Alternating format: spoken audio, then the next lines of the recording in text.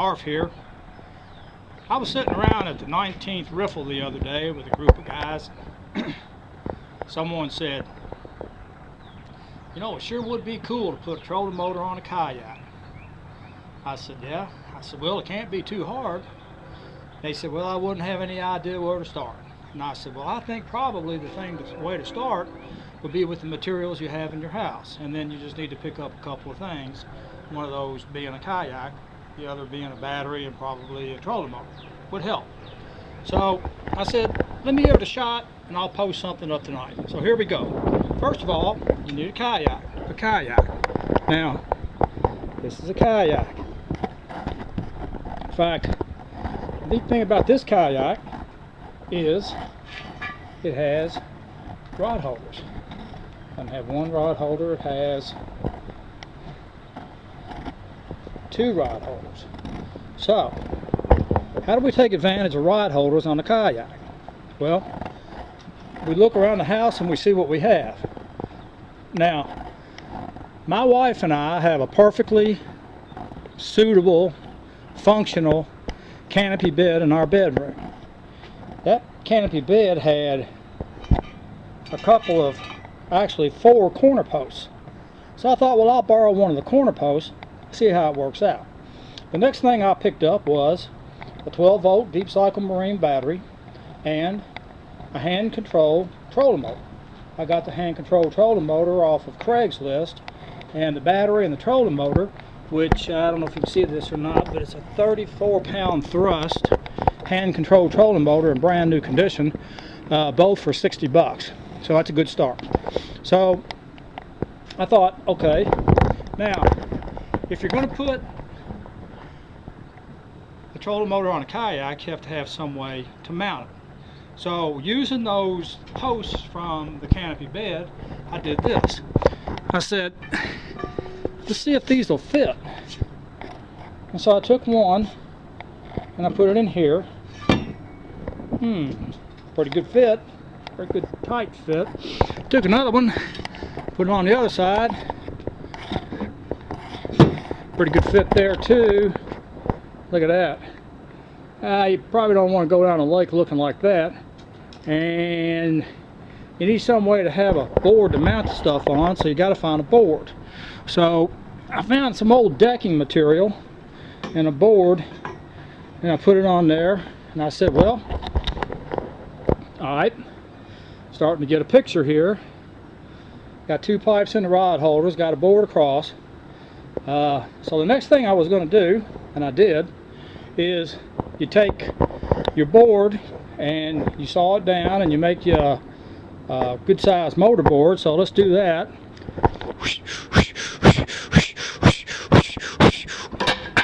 Okay, that takes care of that. And then you take your pipes and you go to your local muffler man shop. And when you get to your muffler man shop, you ask him with a big grin on your face, because you remind him you've bought mufflers from him before, if he'll bend some pipes for you. And you know what? He remembers you, so he's more than happy to do that. So you got your pipes taken care of. You got one of them taken care of, and you can take both of these pipes, cut them in half, bend them just right, and one pipe makes motor mounts. So after that, what do you need to do? Well, after you have your motor made, your motor mounts made, and your pipes set up for your motor board, you got to have a battery. So voila, in the rear storage compartment of this kayak, there's just enough room for a 550 cca deep cycle marine battery. Fits sideways in there, and then another board goes behind that in the back part of the compartment and butts up against it to hold it in place so it doesn't, you know, rock back and forth, so it doesn't give and shift your center of gravity. You don't want that. And oh, by the way, this kayak is rated at about 260 pounds. So you got 44 pounds of battery. You got other gear in the kayak, which you probably don't need. You can strip out and throw away. The paddler, who is me, probably weighs about 205 pounds. So 240, 205, that's 245 pounds. We're going to be pushing right up against the capacity of this kayak in order to make this thing suitable for the water. But let's just put it together and see what happens. Alright, so after the you go to the muffler shop and you get your pipes bent, then they're probably going to come out looking kind of like this, and you have two of them. So you take these pipes that you had bent and you set one in one of your rod holders and you put the other one in the other rod holder, and look at there. Now it's starting to look pretty business-like. So you take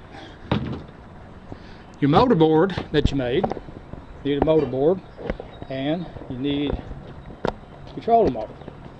So you take the motor board that you built, and we built one out of a 1x4 decking material, just happened to have a bunch of boards laying around in the garage, and in this put in two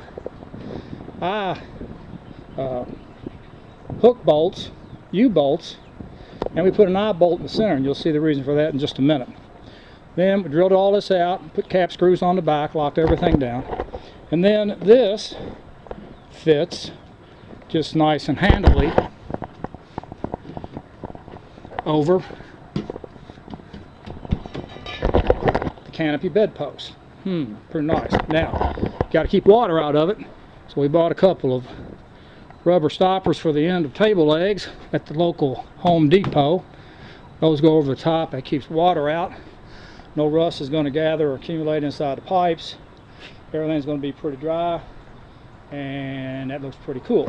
So then all that's left to do is mount your trolling motor. In this case, I'm going to mount the trolling motor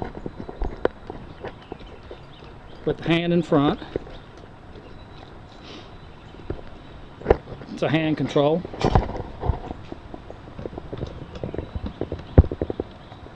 It'll sit right down on the motor board.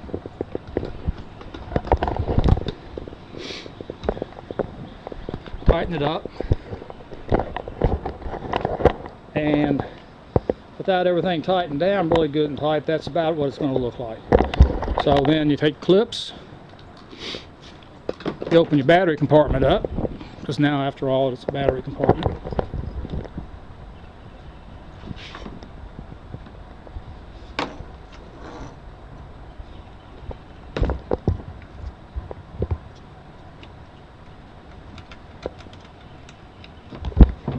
Hook up the batteries,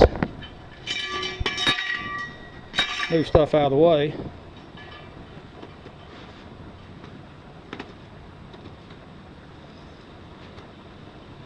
and now you have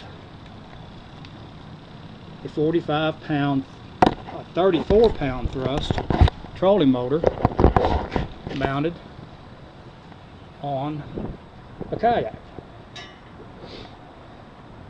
So how do you do a kayak trolling motor conversion?